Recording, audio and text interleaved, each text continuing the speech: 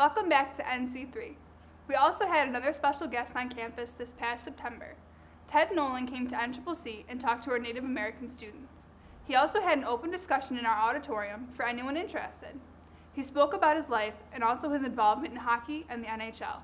Mr. Nolan also stepped down to the studio and we sat down one-on-one to find out a little more.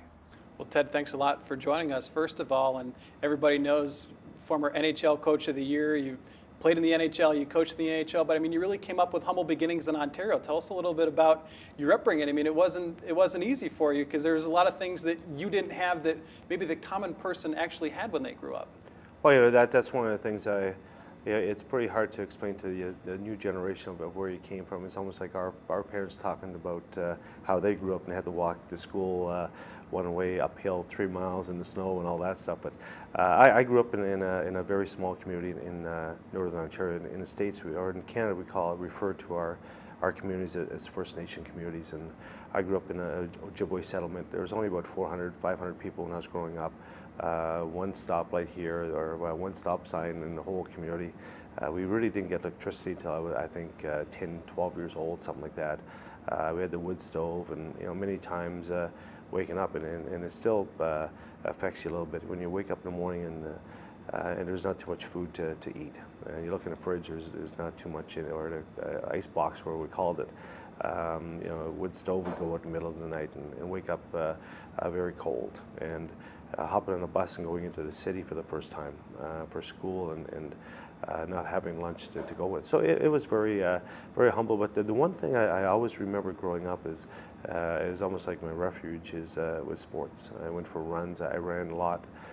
In the wintertime, I played hockey. In the summertime, I power danced. I was a fancy dancer, and I drummed a little bit. And I went to ceremonies, pretty well throughout Canada. We went to Morley, Alberta a couple times, and what have you. So it was very, and when I talk to kids about that, and I even reflect to it myself, it was a childhood that I wouldn't change for the world. When people say, "Well, wouldn't you like a fancy car?" No, this is what I grew up with, and I have a lot of good memories from it. And I try to remember the good stuff versus the bad stuff, and I think that's kind of molded me to who I am today. Because if we always concentrate on all the negative things in life, we're not going to go anywhere. You look at positive things, and I still remember my elders in our communities and my parents talking about some of the things that our people used to do, and we used to sit down and drink tea all the time. I mean, it was wonderful. Some of the other things weren't so wonderful, but I prefer to look at the good stuff. How much of that stuff do you pass on to you're married, you have children, a couple of your children are grown up and even have played in the NHL, but when you look at your childhood, I mean, do you bring any of that back to them and say, appreciate what you've got, but this is what I went through to get to where I am? Well, the one thing, it's pretty, parenting is probably one of the most important things we do in life. And, when somebody says, what I do for a living is what I do. It's not who I am. I played hockey and I coached hockey, but there's a lot more important things out there in life. And one of the things that we take very seriously is how to parent and be there for your children. And sometimes, though, it's very hard because you want to spoil your kids and give them something that you never had and make life a little bit easier for them. And sometimes when you make things easier, sometimes it's more difficult for your youngsters to fight through certain things. And you have to let them struggle a little bit, but you got to be there to protect and to guide. So one thing we did with our boys is we never really tried to spoil them. Mm-hmm. If they needed something that was required, we have the means to get it. We get it. And I'm quite sure our parents would have did the same thing for us, but we just didn't have the means to get what we needed. So we're in a little different position now. We could fill our fridge full. They're fed. They're well kept for.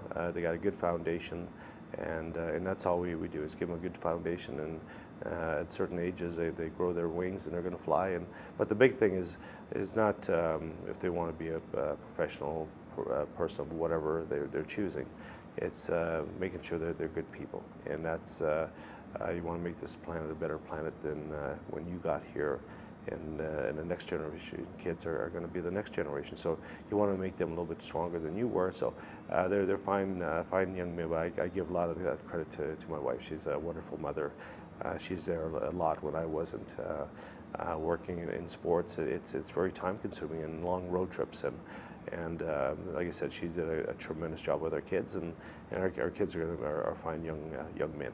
With the notoriety that you've received from being an NHL player and an NHL coach, you were able to start the Ted Nolan Foundation, which you've been doing a lot over the last few years to really go back to the Native American community and help some of those folks get a little extra motivation, as you've talked about. Well, yeah, it's one of those things. It took me a long time to even discuss it or even think about it. My mother was tragically killed in a drunk driving accident when I was 21.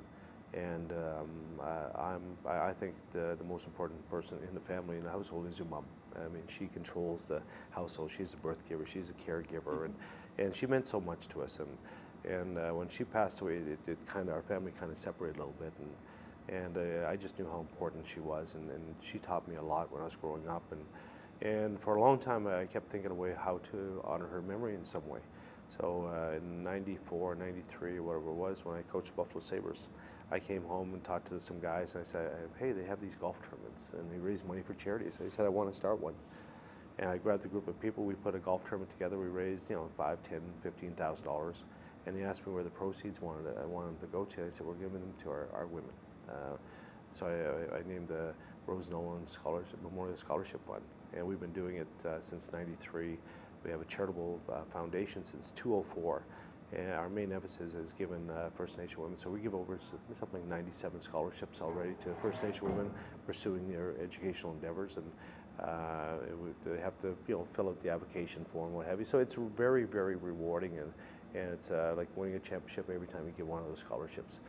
We branch off into youth programs now. We're taking 50 First Nation kids from Northern Ontario to a leadership camp for 4 days. We're going to end up bringing them to a hockey game in October, this coming October.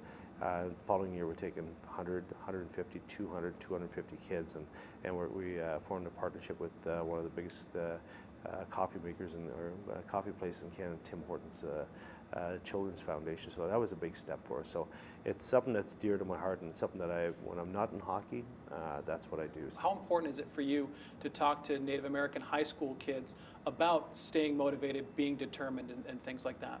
It's very important. Like I said, I grew up in a very small community, and not too many people came and talked to us and give us a little bit of insight. And so when I played that first game, if I had a chance to come back to our communities and talk to our youth, that was the first thing I was going to do. So if it helps just one person, I heard a number of things along my trails that helped inspire me. So hopefully by me being here today, it inspires one or two, and they can inspire one or two, and it's a chain of events that happen, and we all help and encourage one another. So hopefully it helps and encourages some of the students to persevere and to fight through. And I know some of the things that I went through, they're going through right now in this day and age. So hopefully it made a little bit of a difference.